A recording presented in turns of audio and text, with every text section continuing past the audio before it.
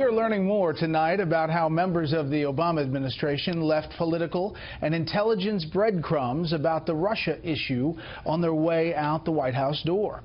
Chief Intelligence Correspondent Catherine Herridge fills us in from the Justice Department tonight.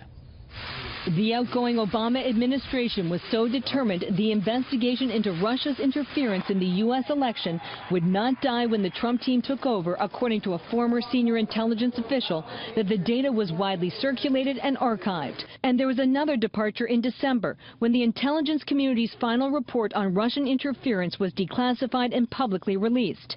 Typically, intelligence assessments are closely held and shared privately with Congress and the executive branch.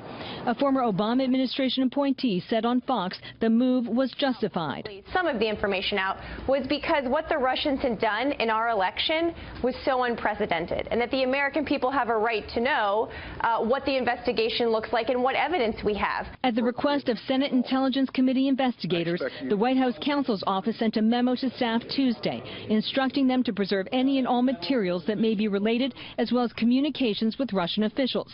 The Republican chairman of the House Intelligence Committee shot down reporting that unnamed sources feared the destruction of records. If those former Obama officials have those concerns, it'd be pretty easy to stand up in front of a press conference like I'm doing now and talk about those concerns with all of you. The committee's ranking Democrat said otherwise. You want to make sure that the administration and the department is on notice that these are the subject of congressional investigation and that any destruction of records will be a violation of law. And a New York Times report that the Russia investigation drew on information from British and Dutch intelligence services was also disputed. I don't have anything that would lead me to believe that that's the case. At a Senate hearing, one Democrat said the Russian campaign seemed to cross the line. I think we should think about whether it's an act of war or not. Based on the news conference here today at the Justice Department, the Attorney General will no longer be briefed on the Russia case, and he will no longer have decision-making authority. Those responsibilities will now fall to the Deputy Attorney General, whose confirmation hearing is next week. Brett.